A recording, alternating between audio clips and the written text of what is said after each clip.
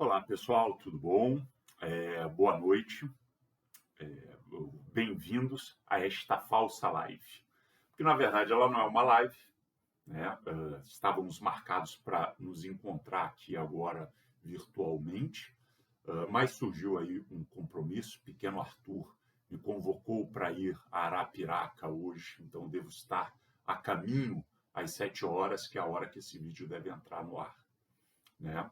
Mas vou deixar aqui esse vídeo no qual vou fazer as considerações a respeito do nosso artigo a ser discutido, né, como uma forma da gente dar seguimento ao nosso processo de reflexão, né, de conhecimento do saber científico nesse momento.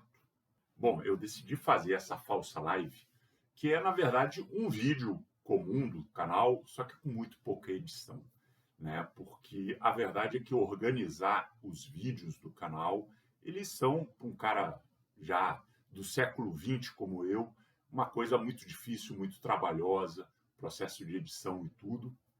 Então, isso aqui simplifica e nos facilita para a gente ter esse debate cara a cara, né? Bom, vamos fazer o seguinte. Hoje nós vamos discutir o artigo Ciência, Não Ciência, Anticiência. Lutas em torno da saúde pública na pandemia de Covid-19. Um artigo escrito pelo Alexandre Manzoni, da Universidade Federal do Rio Grande do Sul. Esse artigo foi publicado na Revista Brasileira de Ciências Sociais, no volume 39, aqui de 2004.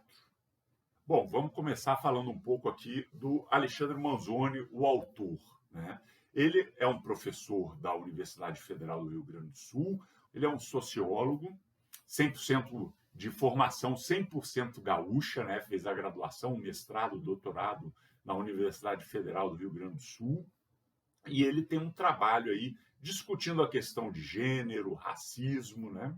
Mas o doutorado dele foi na linha de pesquisa sociedade e conhecimento, né? E eu acredito que o fato de estar pensando em como que o conhecimento vai se formando nas sociedades tem relação com o tema que ele está trabalhando aqui nesse artigo. Bom, Ciência, Não Ciência, Anticiência é um artigo que tem um contexto muito claro e muito próximo a nós, né? É um artigo que trata da pandemia de Covid-19, mostrando que essa pandemia foi marcada pelo que a gente chama, de uma forma muito genérica, de negacionismo. Tá? Vamos entender aqui negacionismo como uma disposição de você negar a ciência em relação às orientações de como que você vai, nesse caso, lidar com a pandemia.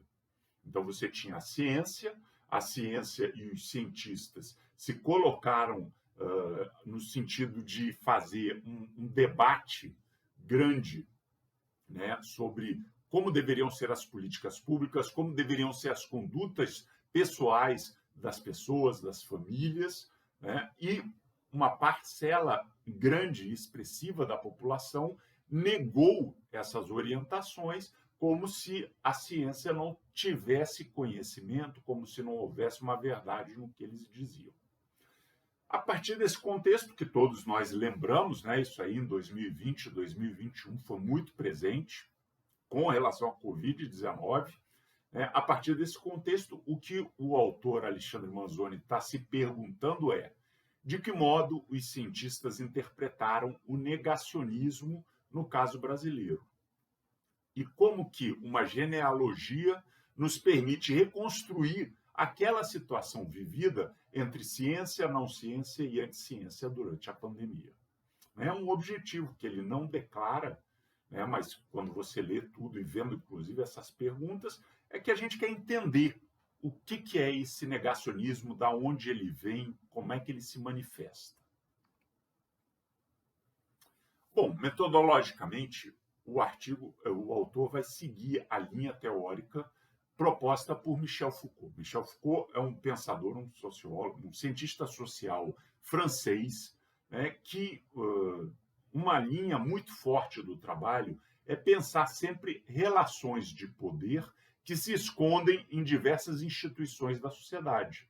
Então, ele tem lá o seu livro falando como é que as cadeias funcionam para estabelecer diferenciações e hierarquizações na sociedade, né? O Vigiar e Punir, um livro que mostra como você está sempre colocando a sociedade na defensiva, com medo de cometer coisas erradas, né? Como isso é uma lógica de poder. Tem um livro que ele trata da história dos manicômios, quem pensa diferente, que tem uma doença mental, mas aí o que é a doença mental em cada período histórico, cada sociedade estabelece o que são as doenças mentais e como que tratar dessas doenças mentais também serve para botar determinados grupos subjugados a outros. Tem um livro que fala isso com relação ao sexo, né? Como é que as relações de sexo são relações de poder. O grande livro dele, Microfísica do Poder, dizendo como no dia a dia nós temos várias atitudes que mostram, pretendem reafirmar o poder de um contra o outro, né? Vamos pensar assim, quando os alunos fazem uma demanda razoável para um professor, mas o professor diz, não vai ser desse jeito, porque aqui quem manda sou eu. Então, isso aí é essa microfísica do poder, né?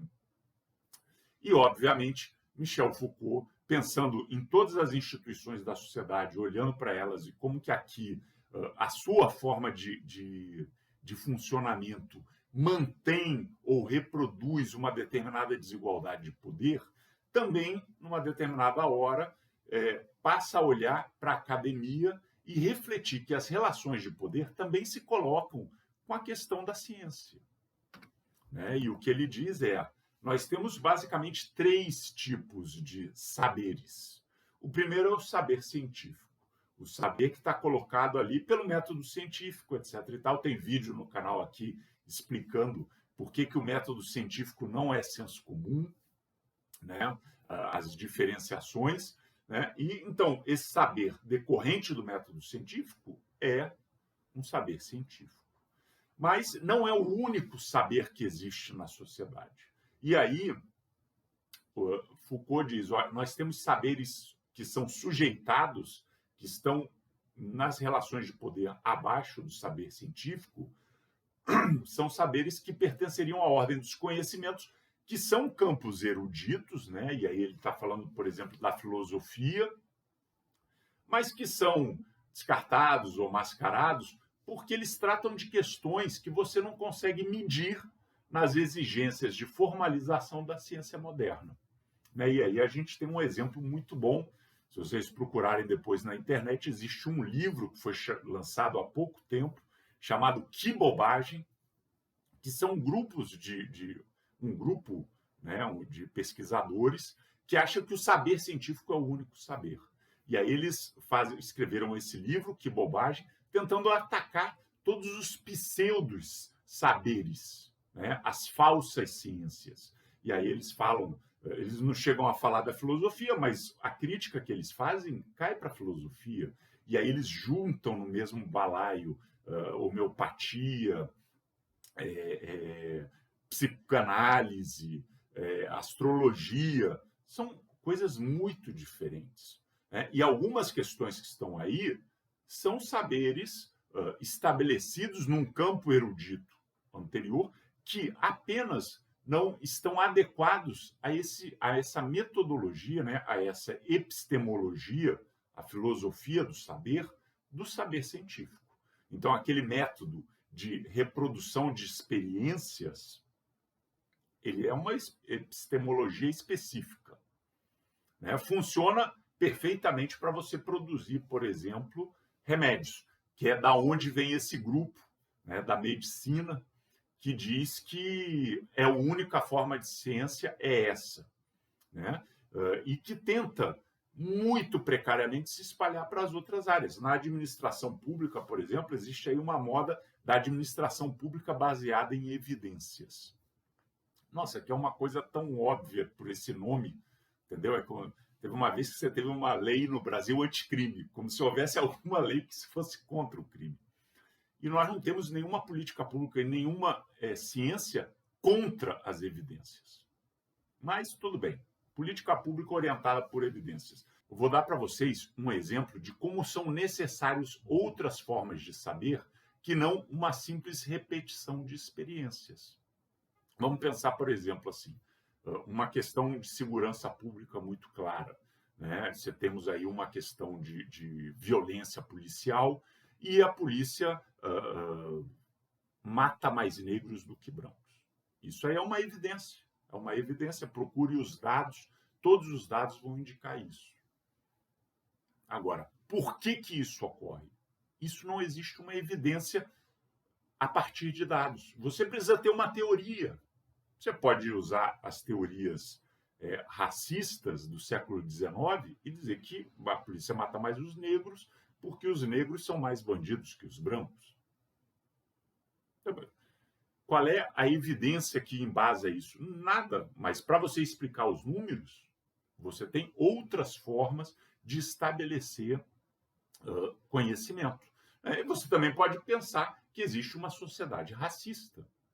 E é por isso que você aceita, né, que determinadas formas de intervenção da polícia nos bairros pobres, nos bairros negros, de maioria de população negra, seja feita de uma forma que você não aceita que ele seja feito em outras sociedades. Então, veja bem, a evidência por si só, ela não dá esse saber científico. Você precisa ter outras epistemologias. E esse exemplo desse livro, Que Bobagem, é exatamente uma forma de você botar, tudo que não for saber científico, pelo método científico, um deles específico, eu vou rejeitar, eu vou chamar de bobagem, eu vou chamar de pseudociência. Então, veja que o que nós podemos depreender de você procurar na internet esse livro, os debates sobre esse livro, você vai perceber que existe uma disputa de poder. Isso aqui vale como conhecimento ou não vale? Só esse aqui que vale, só o outro que vale, todos valem. É uma disputa muito grande que está dentro dessa ideia que o Foucault trouxe. Existem um saber científico, um saber que estava no campo erudito, tá certo? A filosofia, a homeopatia, outras formas de cuidado com a saúde de origem indígena, de origem ancestral, são formas diferentes. Mas isso aí não vale. Como que não vale? Por que não vale? Isso aí é uma relação de poder, de você desqualificar ou qualificar um determinado conhecimento. E além do saber científico e do saber erudito, Foucault ainda diz, existe um terceiro tipo de conhecimento, né, que nunca teve nesse campo erudito, né, e que por isso nunca foi expulso do campo de produção, mas que sempre foram vistos como saberes inferiores, que é o saber das pessoas, o senso comum. Então, existe um saber das pessoas que está aí colocado, que se forma de uma maneira que a gente não consegue muito bem precisar, né? Mas que está ali e que é um saber historicamente desprezado frente a esses outros. Então, veja, quando você pensa o saber científico, o saber dos campos eruditos que não se adequam às exigências de formalização da ciência, e o saber das pessoas, nós temos três tipos de saberes que lutam dentro de uma hierarquia. E aí, o que Michel Foucault propõe ele chama de genealogia, um projeto que busca no interior da história o modo pelo qual um discurso, um enunciado, um saber se impõe aos outros. Então, estou te dando o exemplo desse livro Que Bobagem, que é um jeito que o saber científico tenta se impor aos demais.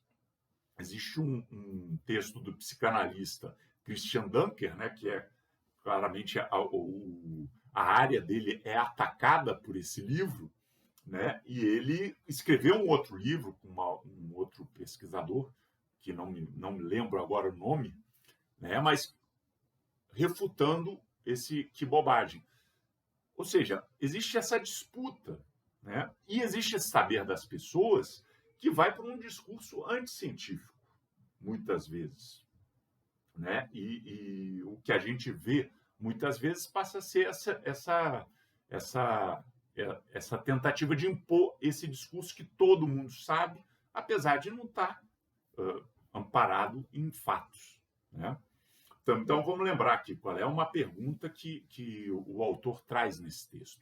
como que a genealogia, ou seja, essa metodologia específica de tentar entender na história como os discursos e saberes se impõem para nós, né, frente aos outros discursos e os outros saberes, né? Então, como que essa metodologia da genealogia nos permite reconstruir a situação vivida entre ciência, não ciência e anticiência durante a pandemia. Essa vai ser a metodologia que ele vai adotar. Ok? Então, vamos lá. Ele começa o texto, para começar o texto, precisamos pensar o negacionismo, né? A primeira pergunta dele era como que os cientistas viam o negacionismo no Brasil. E ele diz, eu considero que o negacionismo é visto pelos cientistas como um fato que vem de fora da comunidade científica, né? Então, o negacionismo ele vem de pessoas que não entendem o método científico, ele é causado, em geral, pela ignorância, né? Então, as pessoas não... A ignorância, você não sabe o método científico, então você nega que isso tem alguma validade. Agora, essa causa é impulsionada por interesses políticos, por interesses econômicos que não são confessáveis, né? Então, trata-se de algo que vem de fora da ciência, da comunidade científica, mas principalmente causado pelo desconhecimento das pessoas a respeito da ciência. E aí, para o autor, para o Alexandre Manzoni, essa ideia é uma ideia muito problemática. Veja bem, isso aí é uma ideia do senso comum, né, na comunidade científica, né? Ele fala, essa ideia é muito problemática, né? Primeiro porque conceitualmente já você une no negacionismo, nesse conceito de negacionismo, duas coisas que são muito diferentes. E se você quer lidar com o negacionismo, essa confusão vai confundir as estratégias de luta contra esse negacionismo, né? Então, quais são as duas coisas diferentes? Ele chama a não ciência e a anticiência. E aí, a não ciência ele chama de senso comum. Então, as pessoas podem ter uma postura de não seguir necessariamente todas as recomendações da ciência, mas não serem contra a ciência. Eles apenas seguiam por outra ordem de saberes. É diferente de você ser anticientífico, né? E aí, assim, dentro daquela história de como você estabelece as relações de poder, né, essa concepção de que o negacionismo é fruto da ignorância acaba estigmatizando esses outros conhecimentos que não são científicos, né? E aí ele estigmatiza esses conhecimentos não científicos como se eles fossem inferiores, como se eles fossem ilegítimos, né? A pessoa só fala isso porque ela é ignorante a respeito de como funciona a ciência. E aí o autor fala assim, peraí, existem algumas coisas que a gente precisa pensar em geral, né? Ele vai falar em geral, vamos pensar depois no saber médico e depois vamos falar especificamente do caso do Covid, mas vamos falar em geral. Primeira coisa que você precisa ter em mente é que existe um abandono estatal, né? As pessoas elas não têm, muitas vezes, os apoios fornecidos pelo Estado que seriam necessários para você seguir uma orientação científica, né? Então, por exemplo, vamos fazer você precisa ficar em casa, precisa ter isolamento social. Ok, eu fico em casa, o meu patrão não vai gostar, ele vai me demitir. Qual é o apoio que eu vou ter se eu for demitido?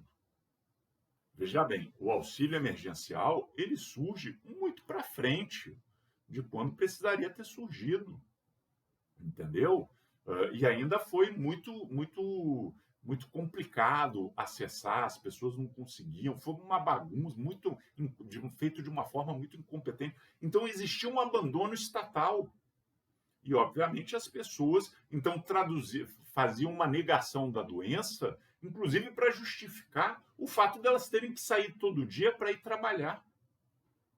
Né? Você é louco? Não. Eu acho que essa doença não é tão relevante. Mas se você pudesse ficar em casa, trabalhando de casa, certamente eles prefeririam. Mas você tem aí todo um problema aqui. Qual é a condição verdadeira da pessoa fazer isso? Né? Então, isso aí precisaria ser garantido pelo Estado, e não foi. Né? Segundo, ele diz, também ainda de forma genérica, né? Nós temos aí uma filosofia de conhecimento individual. Né? A gente pode se identificar com uma teoria independente do conteúdo que ela sustenta.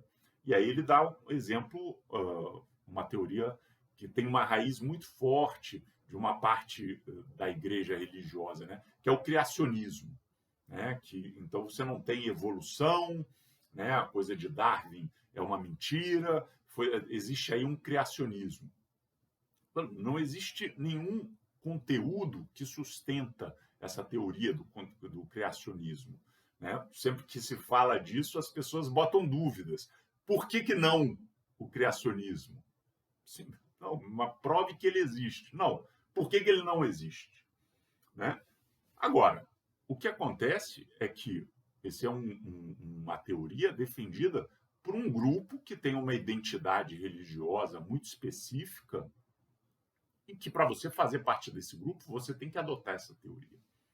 Então, nós muitas vezes nos filiamos a uma teoria de saber, independente do conteúdo dela, apenas por uma questão de você ter um pertencimento a um determinado grupo. Ainda falando de forma geral, existem, vamos botar entre aspas, erros da ciência. Né? Ou, pelo menos, a ciência, na sua versão mais rigorosa, muitas vezes não te dá uma certeza de 100%. Né?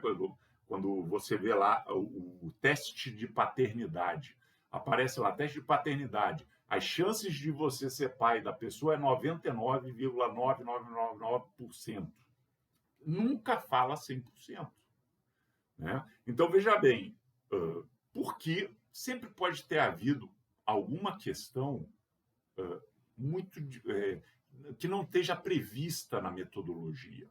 Então, sempre existe essa possibilidade, né? E o fazer da ciência é você estar aberto a essa revisão. E muitas vezes você tem essas revisões. E isso é uma coisa normal. Nossa, mas há 20, 30 anos atrás, a ciência pregava uma coisa e hoje ela prega o contrário. Sim, é assim que a ciência vai avançando. Então, faz parte dessa lógica da ciência.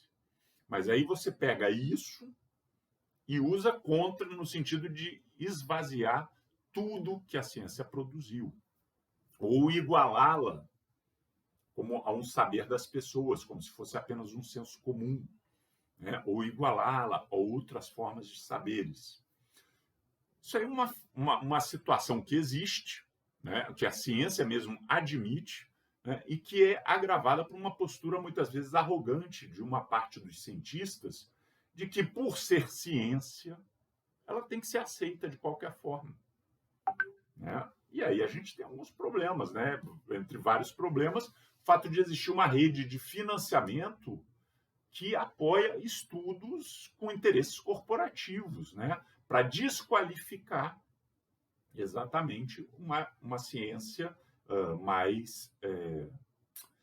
muito difícil dizer isso, mas sem interesses, né? Mas, por exemplo, quando você começa a ter toda a discussão a respeito dos cigarros causarem câncer, a ciência vai avançando muito claramente nisso. E a indústria do cigarro financia estudos que tentam encontrar brechas para desqualificar isso.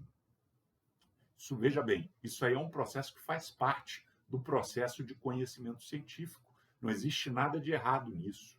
Né? Porém, você pode pegar essas tentativas de desqualificação, essas revisões que se faz e desqualificar como se aquilo lá não valesse nada. Né? Então, nós temos, né, lembrando aí, essa questão de que você dá orientações que as pessoas não conseguem cumprir, você significa, ao adotar uma determinada visão, que você se alinha com um grupo que você quer se alinhar, né? E o fato de que o método científico ele é sujeito, sim, à revisão, e não há nenhum problema quanto a isso, mas isso abre brecha para você, de uma forma antiética, dizer que nada é válido, porque tudo eventualmente pode ser revisado. Bom, isso a gente leva a uma situação, e aí é isso que diz o texto, né? Que essa acusação genérica de ignorância sobre a prevenção, tratamento em matéria de saúde pública, reintroduz olhares colonialistas e higienistas na trajetória nacional, desembocando na culpabilização dos pobres pela propagação e mortalidade da doença. Esse tipo de tese desconsidera o quanto o uso do termo ignorância reforça os estereótipos de incultura, de incivilidade, etc., dos quais as camadas populares, os destituídos de diploma e os saberes não científicos são historicamente vítimas. Então, veja, Alexandre Manzoni está percebendo que quando a comunidade científica olha pelo senso comum, sem adotar o método científico, né, que o negacionismo é fruto da ignorância, ele está trazendo um olhar que se pretende superior aos negacionistas. Tá certo? E ao fazer isso, ele reproduz toda uma ideologia que nós temos um traço enorme na história brasileira de considerar os pobres incultos, incivilizados, burros, né? E que por isso eles são responsáveis pelos problemas que eles passam. Né? Quando você aplica um método científico mais rigoroso, isso não é verdade, mas isso se traduz nisso. Agora, só deixar uma coisa clara, em vários momentos o autor retoma que, ao você entender isso, não quer dizer de jeito nenhum que ele ou que eu aqui estou igualando o senso comum com o saber científico. Não é isso. Né? É apenas a forma que você lida com isso, de desrespeitar ou não as pessoas que são portadoras desse saber. Então, as pessoas não sabem como funciona a ciência. Se chamá-las de burra ou considerar que elas não são capazes de entender isso, é o problema. Não que elas não saibam. Elas precisam ter acesso a esse tipo de coisa. Então, essa ideia, né, de você desprezar é que é o problema, que reproduz esses problemas históricos. Né? E aí, seguindo e falando especificamente do saber médico, né, a formação da identidade médica dá por meio de uma disputa, às vezes até inconsciente, né, os médicos, a gente associar a ação do médico com uma ação científica.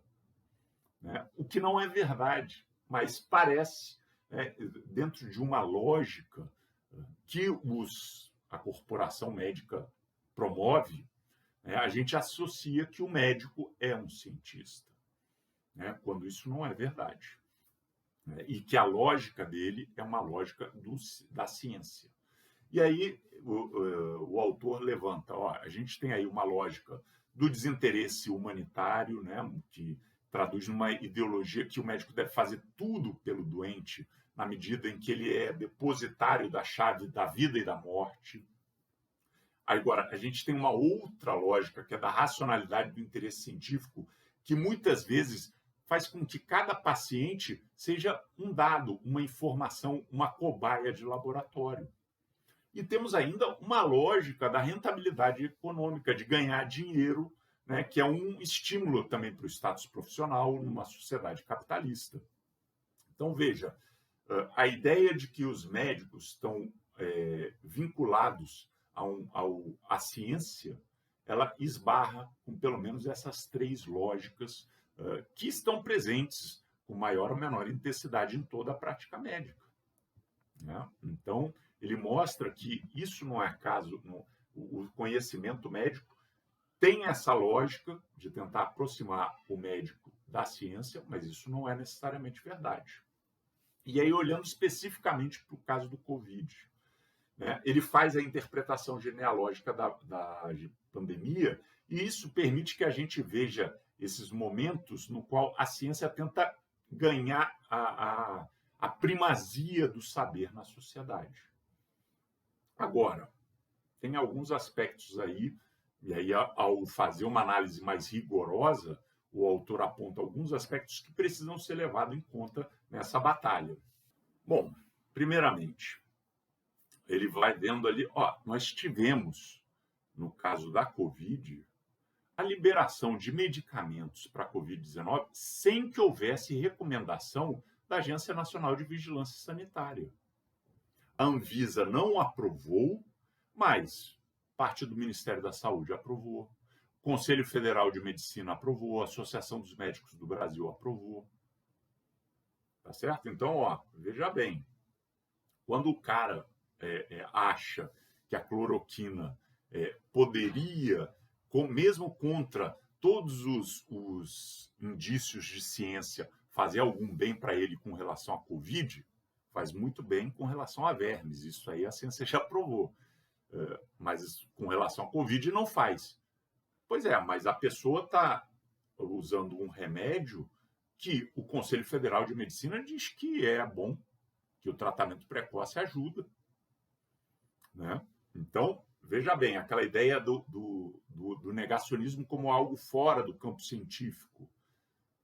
Ok, vamos dizer que o Conselho Federal de Medicina não é uma instituição científica, é uma instituição de médicos. Mas, como acabamos de discutir, existe essa aproximação muito grande de um ideário de que os médicos são cientistas, ou que se ligam, ou que avançam pela ciência. Né? Segundo, tivemos um forte movimento anti-vacina, que era ligado a um grupo. Então, se você quer pertencer a esse grupo, se todo mundo da sua família é desse movimento anti-vacina, como é que você não vai se ligar a esse grupo? Né? Então, aquela história do pertencimento, mesmo que o conteúdo diga, né, ó, esses remédios, esse tratamento precoce não resolve, o que resolve é isolamento social, é máscara, mesmo que você diga isso,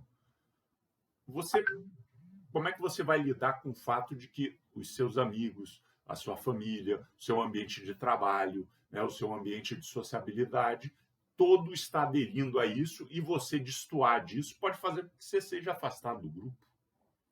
Né?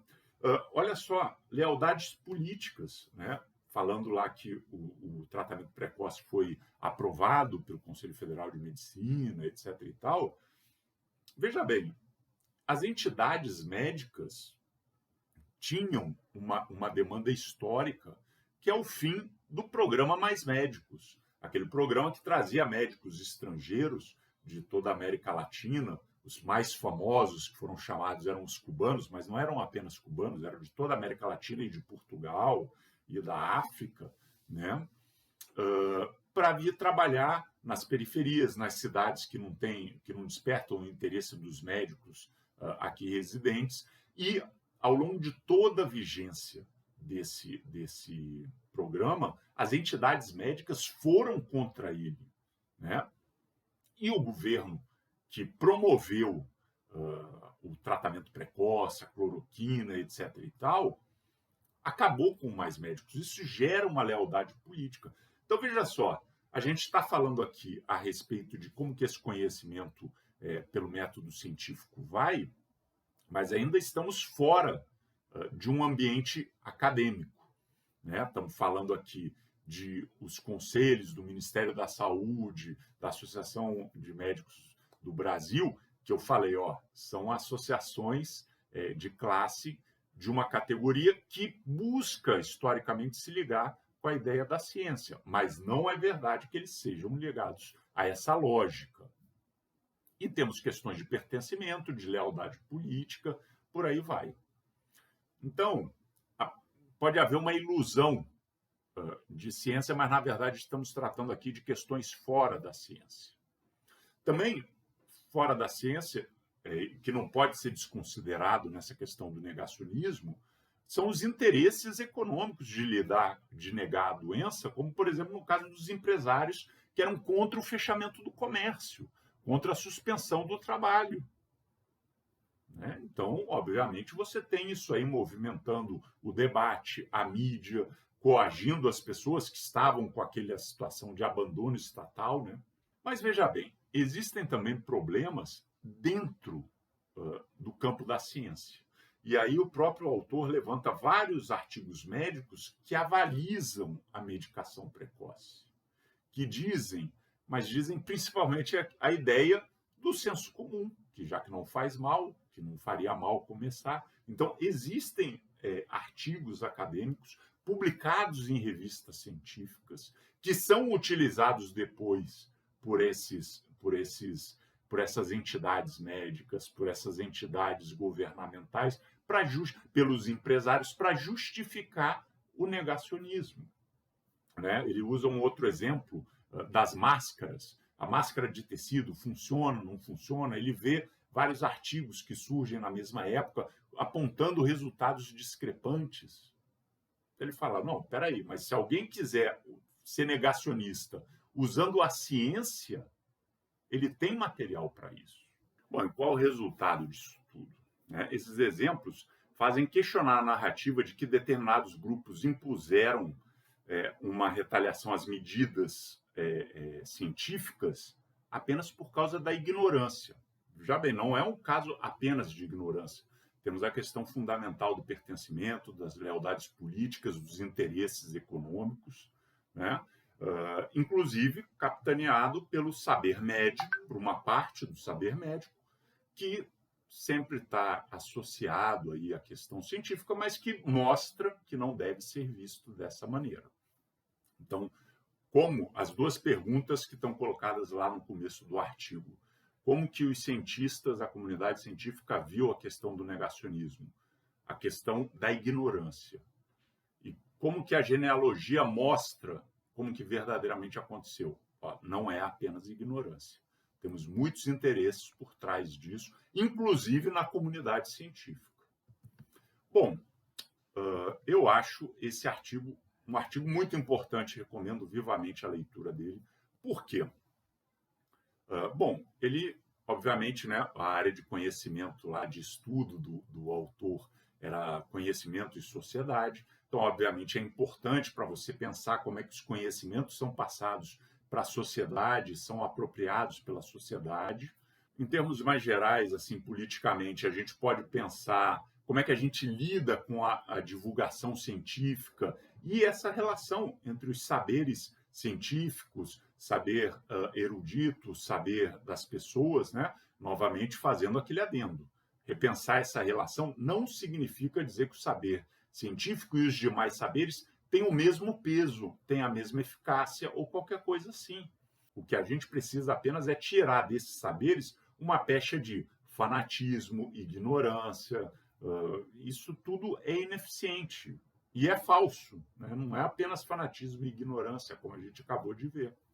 Mas, principalmente, eu acho que hoje em dia, né, em maio, final de maio de 2024, esse artigo é muito importante porque a gente tem outro negacionismo na pauta nesse último mês, que é o negacionismo da mudança climática, que infelizmente entrou aí na pauta por conta da catástrofe do Rio Grande do Sul, que é, veja só, o estado de formação do autor do artigo.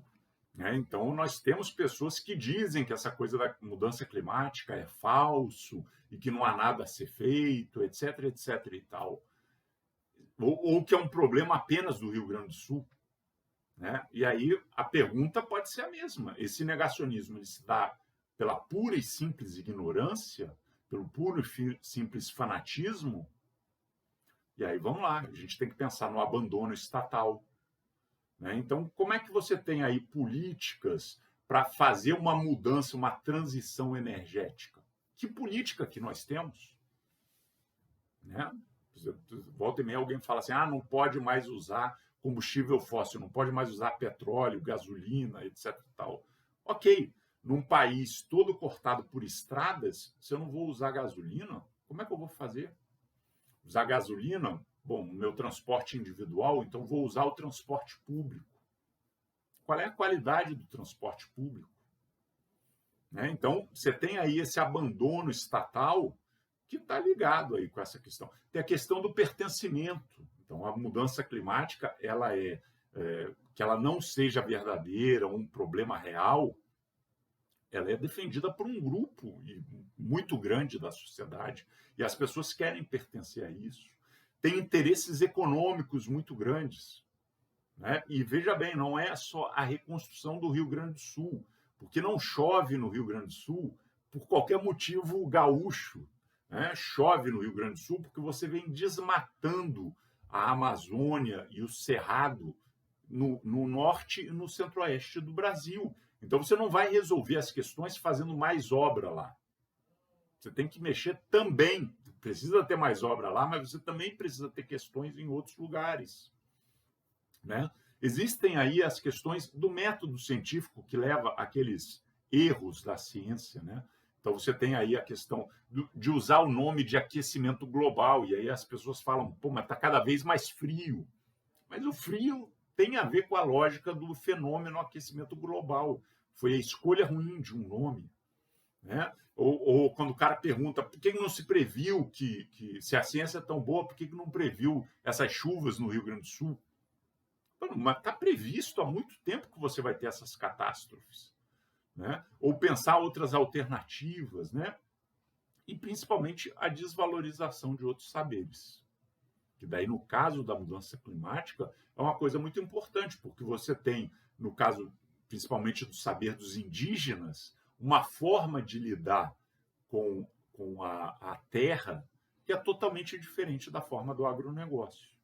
Mas não só dos indígenas, também, por exemplo, a forma como o MST lida com a terra é diferente da forma do agronegócio. Então, essa desvalorização desses saberes, ela está presente hoje em dia.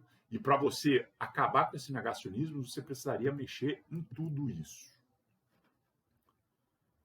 Bom, então é por isso aí que nós temos esse artigo muito importante. Se você quiser repensar essa situação atual da mudança climática e do negacionismo que existe com relação à mudança climática, eu acho que esse artigo traz algumas pistas muito importantes para a gente pensar nisso. Agradeço a atenção de todos, né, novamente. Semana que vem teremos atividades. Segunda-feira, a professora Simone vai estar aqui apresentando um livro que impactou a vida dela, né? Quarta-feira, a Vitória estará aqui apresentando as informações a respeito do seu TCC sobre a educação em Teotônio Vilela, né? E sexta-feira eu estarei novamente, sexta-feira provavelmente em live, discutindo um novo artigo científico. Ok? Então, muito obrigado pela atenção de todos e de todas. Bons estudos, bom final de semana. Nos vemos na segunda.